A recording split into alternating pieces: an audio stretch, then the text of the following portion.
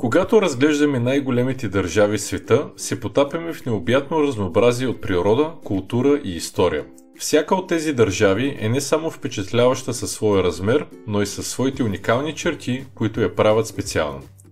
Русия е най-голямата страна на света и покрива територии, обхващащи 11 часови зони.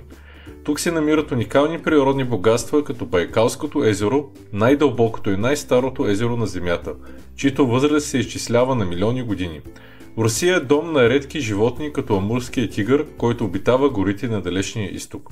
Сибирските равнини, простиращи се на хиляди километри, крият мистерии като кратера Патон, необяснимо природно образование, което продължава да означава учените. Канада е страна на езера. В нея се намират над половината от всички естествени езера в света. Едно от най-известните е езерото Уис, което привлича посетители със своя син наситен цвят. Националният парк Йо изумява с впечатляващите водопади Тахтачук. Канада е дом на инуините, които са коренното население, което пази традициите си въпреки суровите антарктични условия.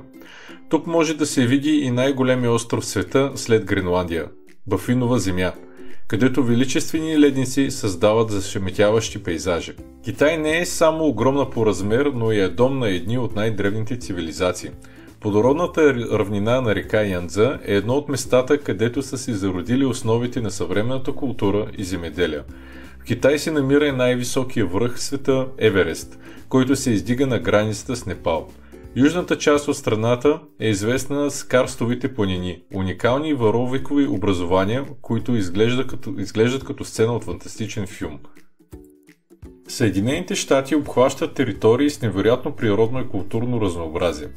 Националният парк Секвоя е дом на гигантските дървета, които са сред най-високите и най-стари живи организми на планетата.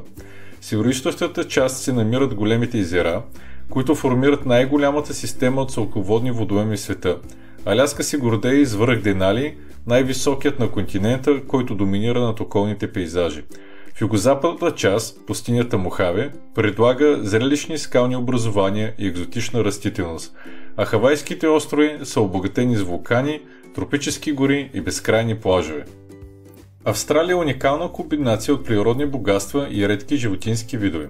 Големият бариерен рифт е най-голямата коралова екосистема на планетата и дом на хиляди морски обитатели. Вътрешността на страната, известна като Аутбак, е обширна област с пустини, равнини, населена с кенгурата, емута и други животни. Скалата Улуру е едно от най-емблематичните природни образования и свещено място за аборигените. Австралийската природа предлага разнообразие от уникални видове, сред които е птицечовката и ехидната, които са сред малкото бозайници на земята, снасящи яйца. Бразилия е страна на природни чудеса, която се отличава с богатство от екосистеми. Амазонската джунгла е най-голямата на земята и е дом на милиони видови растения и животни, много от които са ендемични, т.е. се срещат само там.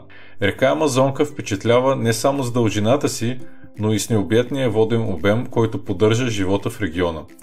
В северната част на страната се намира националния парк Ленсой Мараненсис, където през дъждовния сезон между пясъчните дуни се образуват кристални езера. Плажовете на Бразилия, като тези в Бая и Рио де Жанейро, са прочути със своята красота и енергична атмосфера. Индия е страна с неизчерпаемо богатство от култури и природни красоти. Река Ганг е не само източник на живот за милиони хора, но и свещен символ в местните традиции. Западните Гати, обявени за обект на световно наследство от ЮНЕСКО, са дом на изключителен брой растителни и животински видове. Индийската пустиня Тар е една от най-големите в света и се отличава с уникални пясъчни дюни. Базарите на Индия изобилстват от подправки, зеленчийски изделия и текстил, които привличат посетители от целия свят. Аржентина впечатлява със своите природни пейзажи и културно наследство. Водопадите Игуасу се състоят от множествено каскади, които създават неповторим природен спектакъл. Ледникът Пирето Морено е сред малкото в света, които продължават да се разширяват и предоставят невероятно зрелище с откъсването на огромни ледени блогове. Патагония предлага действени равнини, където обитават редки видове като гуанако и магеланови пингвини. Столицата Буенос Айрес е център на тангото и е оживена метрополия с богата културна сцена. Казахстан съчетава степи, планини и древни традиции. Езерото Балхаш е уникално с това, че едната му част е сладководна, а другата солена, което създава интересен екологичен феномен. Байконур е ключов център за космически изследвания, откъдето са стартирали исторически мисии. Планините Алтай в източната част на страната са място с неземна красота и обиталище на редки видове като снежен барс. Казахстанските равнини са дом на традиционни номадски обичаи, които се пазят и до днес. Алжир е страна на контрасти, която обединява пустини и плодородни земи. Сахара, която взема голяма част от територията, е осеяна с величествени дюни и оазиси. Планините Ахагар, разположени в южната част, са известни със своите пречутливи скали и археологични находки. Средиземноморското крайбрежие на Алжир е богато на културни и исторически забележителности, а в централната част на страната се намират руините на древния римски град Тимгат. Гренландия е най-големият остров в света и е покрит с ледници, които съхраняват огромно количество сладка вода.